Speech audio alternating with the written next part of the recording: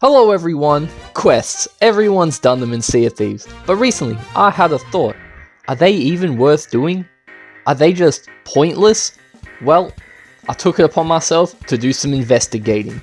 As you all probably know, there's a massive amount of quests in Sea of Thieves, but a lot of them just don't give you good rewards for how much time they take, and that tickled my brain. I'm like, wait, what's the point of these being in the game? Like, there are countless better ways to make gold and earn reputation. For example, you've got skeleton camps where you can get some orbs, sea forts and shrines where you can get some assorted loot, hourglass where you can sink some people for money, and all the world events are just readily available to do. They're simply just better than normal quests. I get that these quests are in the game to help new players get a feel for Sea of Thieves and what it's about, but what do new players want? They want gold. They want to see those numbers go up. And once they get a sniff of all the world events and all the other things they can do to make way more gold than these quests, they're going to be straight to it. It's like putting a delicious pizza next to a bowl of slop. No one's choosing that bowl of slop. During my research, I decided to do a gold hoarder voyage to 1, test out how much gold I got, and 2, how much enjoyment I got out of it. Because at the end of the day, it's not just about the gold or the reputation, it's about how much you can enjoy the game. My voyage started with a map that took me to Crook's Hollow to dig up 3 whole chests. On Crook's Hollow, I dug up the first chest, then the second chest, and then the third chest. So in terms of gold, I forgot to actually sell the chests, so I kinda just left them there. But whatever. The enjoyment, I didn't really feel anything from it. It was kinda just like, hooray, I dug up 3 chests. Woohoo. That was kinda boring. Why do all that for 3 chests when you could do a Fort of the Damned? You get a Chest of Fortune, Chest of Legends, and all the other loot that comes along with it.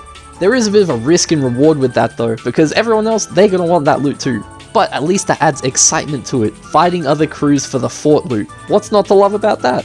You know what quest isn't boring though? Hitting that subscribe button. Whoa! Anyway, with all the dodgy quests out there, there's bound to be some diamonds in the rough. 3 quests that I would consider are worth doing are Gold Hoarder Vaults, Legend of the Veils, and the Skull of Destiny quests. Vaults are great because you get around 15 chests, including the Chest of Ancient Tributes, plus some assorted trinkets and cups, which is great for Gold Hoarder rep and money. Legend of the Veil quests are great because you can get a bunch of Athena loot that gets you a bunch of reputation, but they're only really good if you can do them quickly and you know what you're doing. If not, it just takes a really long time and probably not worth it. And the Skull of Destiny quest, it's just great. It's convenient to start the Fort of the Damned. You don't need to grab any of the lights yourself. It's all in the skull. Just quick 2 minutes, you get it, you do it, done. You might be thinking to yourself, Sagafree, you've lost your mind. What about the raid voyages? Fear no more, because raid voyages, they may be started in the voyage menu. Are they real voyages? They're just a way of starting your own world event with company specific loot. And that loot that you get for it, it's alright. For example, I decided to test it with a Gold Hoarder raid on a sea fort. So naturally I beat it with ease. PvE ain't got shit on me.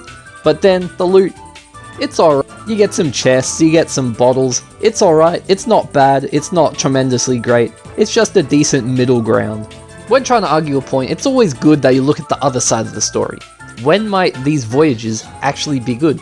Well, doing voyages, as we've established, they're mostly mundane, bit boring, go dig this up, go kill some skeletons. But when you're just trying to relax and play solo, these voyages can be enjoyable, you know? Chuck on some music, maybe you're talking with some friends.